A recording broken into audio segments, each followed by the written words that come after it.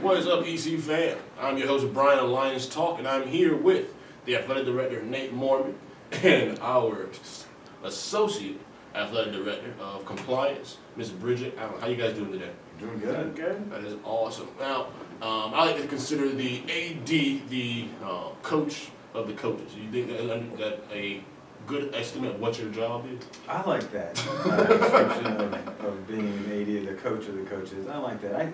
I mean, it's a part of what we do. I mean, we try to be intentional in how we work and build relationships with our coaches and try to provide them anything they need to become better coaches, ultimately for our student athletes. So it's sort of a coach of the coaches.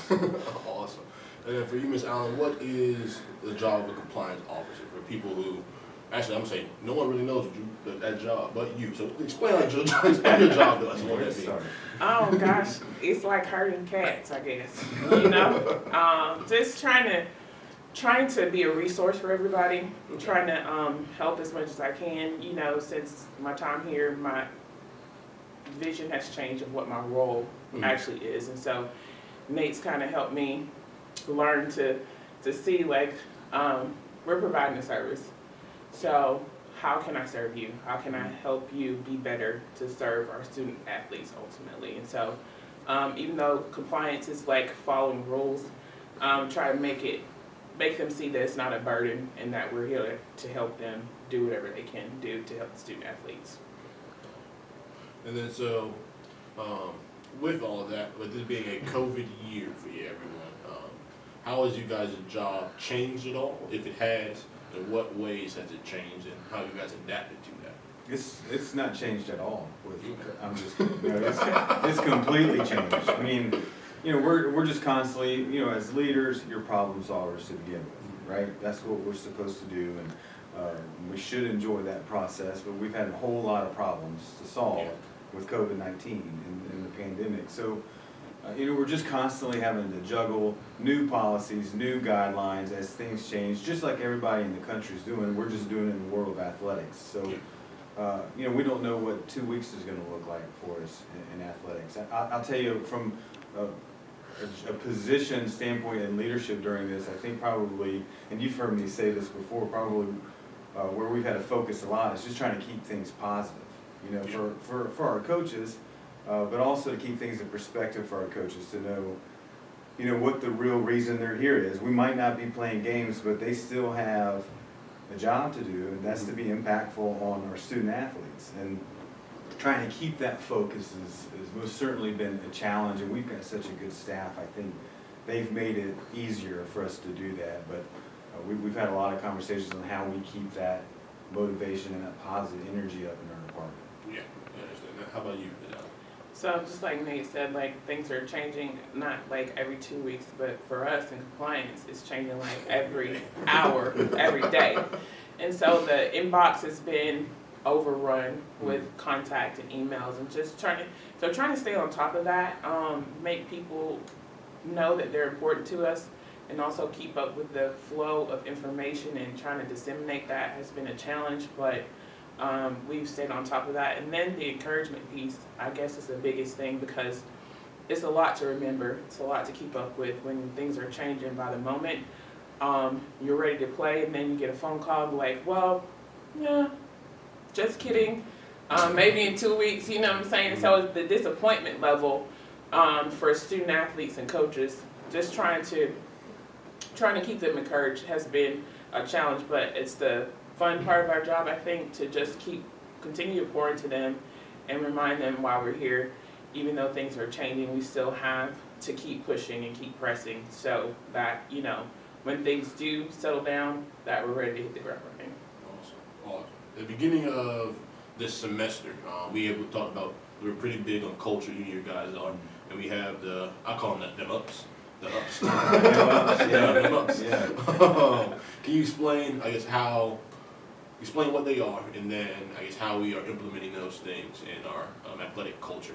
Yeah, sure. So, you know, every year this summer was a little bit challenging because we were dealing with the pandemic, planning to reopen. But every year we look at where we can improve as a department, where our teams, what's a trend maybe that's a cultural trend among our teams that we need to address or improve on, and then how can we come up with a creative way to implement that, right? So we've done something pretty much every year, and this year it was lift them up, lead them up, and live them up. And so the idea on lift them up was just making sure that trying to help teach our coaches constructive ways to lift up our student athletes in every interaction. It doesn't mean in a cheesy way. It doesn't mean that we're always giving them hugs and high fives.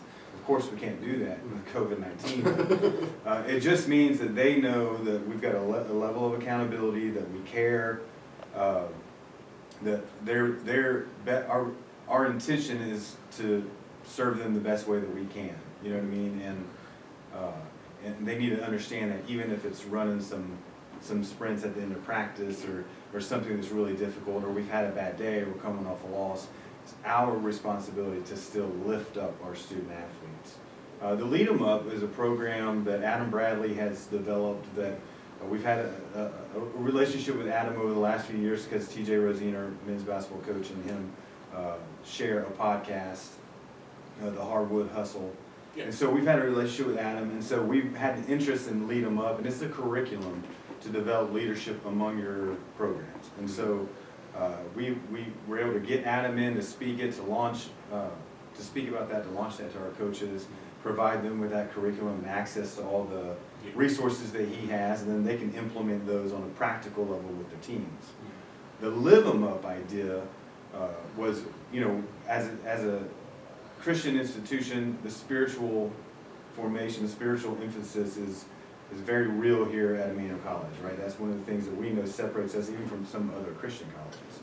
But we need to be intentional about that. So the Live 'em Up piece was trying to find constructive ways for our coaches and educate them, constructive ways for our coaches to implement the word and how they're leading their programs. And we came up with this, and we all got real excited when we were having this meeting during the summer. We finally could forget about screening and mask and all that kind of stuff, and we were able to really dig into what we like to do. And we came up with this hashtag one verse. And so the idea was that every single team would have a scripture, preferably one verse, that they can really try to implement in everything they do, something that's meaningful to their teams and to their programs, and then teach their student athletes that the value of that scripture and what that means in their day-to-day life, whether it's on the field or in the classroom, wherever they are. So that one verse is what we kind of tied into the Live 'em Up piece of it.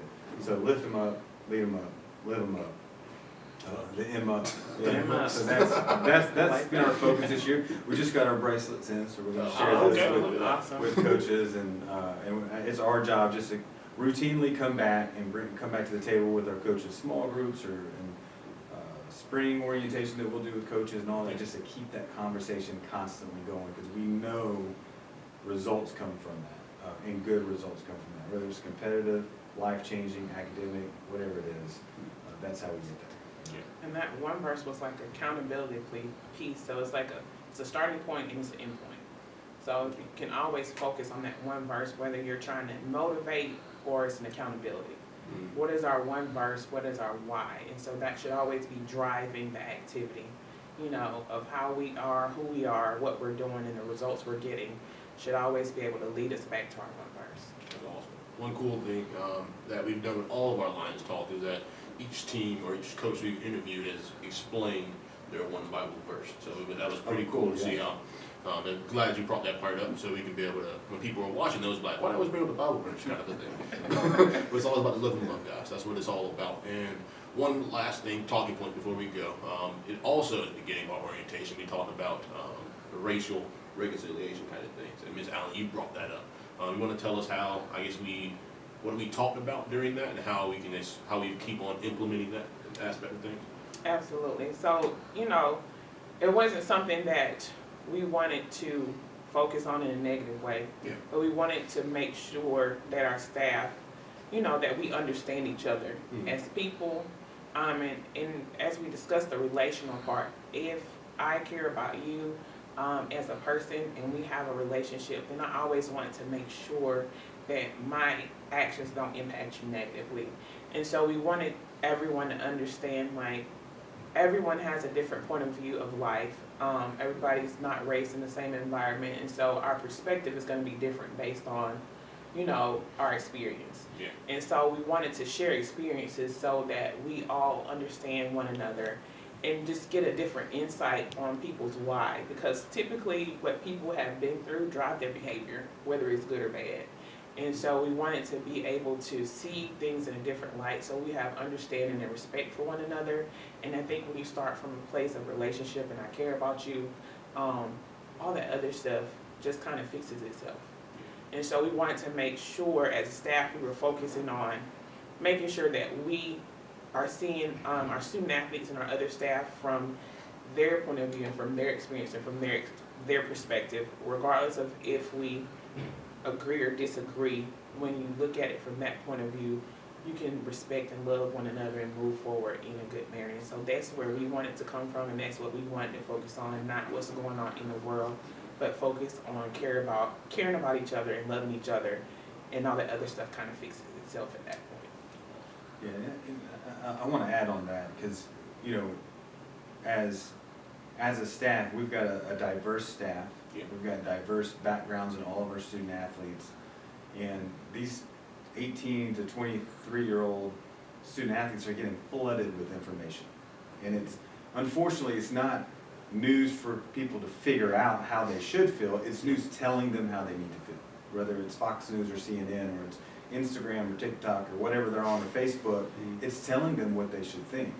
And so it's really important that our coaches understand the role of a leader. And they need leadership right now. Yeah. And the country's divided, and they're not getting the good information that they need, and we're not seeing a lot of Christ-like examples out there. And so as a staff, we felt we needed to start the conversation with our coaches, begin with our experiences, and ultimately, through the process of more conversation, develop or help our coaches become better leaders in this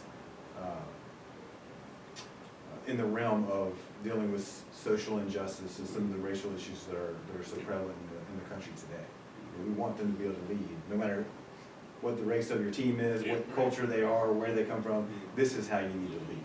You know what I mean? And so that's our ultimate end goal, I guess you'd say, in those conversations. That's awesome. That's awesome. Guys, these are the two most positive people I know on campus, and they're in our senior leadership, and they're people who are leading us coaches.